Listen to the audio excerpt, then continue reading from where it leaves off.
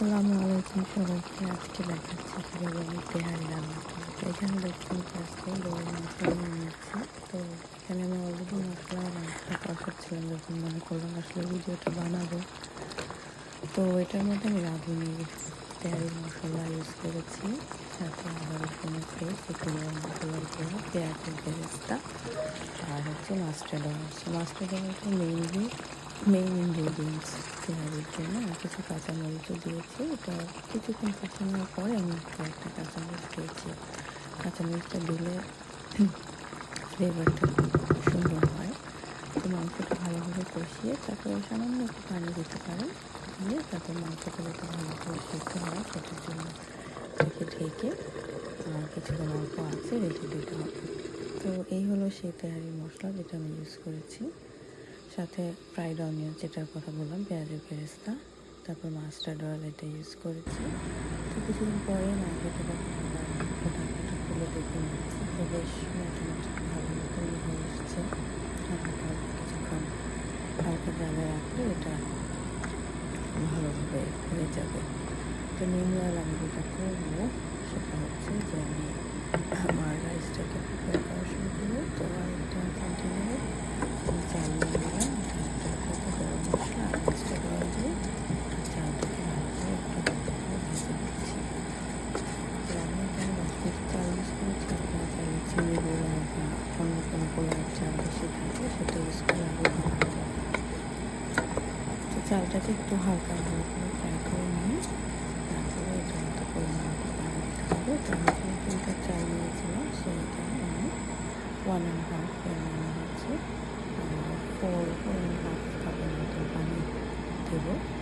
দিয়ে সুন্দর করে পানিটা দেওয়ার পরে তো একটা ইয়েলো কালার দেখাচ্ছে, এটা মাস্টার্ড অয়েল ইউজ করেছি। তো এখন এটাকে সুন্দর করে ঢেকে দেবো চালটা ফোটা পর্যন্ত। তো এখানে মোটামুটি চালটা হয়ে এসেছে। তো এরকম অবস্থায় এখন নাড়াচাড়া দিয়ে আবার কিছুক্ষণ একটুক্ষণ জন্য ঢেকে রাখবো। তারপরে সেটা মোটামুটি করে হয়ে যাবে। এটা এখন হাত দিয়ে দেখে নিচ্ছি একটু যে অলমোস্ট ভালো মতো হয়ে আসছে। আর তাহলে অল্প কিছুক্ষণ। তো এখানে মাংসটা হয়ে গেছে। তারপর আমি হচ্ছে মাংসের সাথে চালটা মিশিয়ে নেব। তো আমি এখন চালের সাথে আস্তে আস্তে দেবো আর চালের সাথে যাতে ভালো করে মিক্স করবো। যেহেতু মাংসে লবণ দেওয়া আছে, মাংস একটু বেরিয়ে থাকে, সে চাউল যখন আপনি বানাবেন তখন লবণটা পরিমাণ মতন দেবেন, যাতে মাংস মেশানোর পর লবণটা বেশি না হয়ে যায়। সেই জিনিসটাকে অ্যাভয়েড করুন। তো আমি এখানে মাংস মিশিয়ে নিচ্ছি। তারপরে আস্তে আস্তে করে আমি পুরোটা মাংস দিয়ে দেবো চালের মধ্যে। তো এখানে মনে হয় আমার 2-2.5 কেজির মতো মাংস ছিল আর কি। তো আমি এখন বাকি মাংসটা এটার উপরে আস্তে আস্তে করে দিয়ে দেবো আর এটাকে সুন্দর করে একটু মিশিয়ে নেব। তো মাংসটা আমি ইউজুয়ালি একটু ছোট্ট রেসিপি নিই, তো লঙ্কা তেলের মধ্যে কিন্তু ছোটো হলেও খেতে বেশি ভালো লাগে বিরিয়ানি কালারের মাংস। তো সব মাংস দিয়ে দেওয়ার পরে মিশিয়ে নেওয়ার পরে এরপর দিয়ে কিছু কাঁচামরিচ দিয়ে দেবো। আপনি যে যতটা ঝাল খেতে চান সে ততটা কাঁচামরিচ দিতে পারেন, যত বেশি দিবেন তত ভালো ফ্লেভার হবে। এবং দিয়ে দেবো হচ্ছে মাস্টার্ড অয়েল।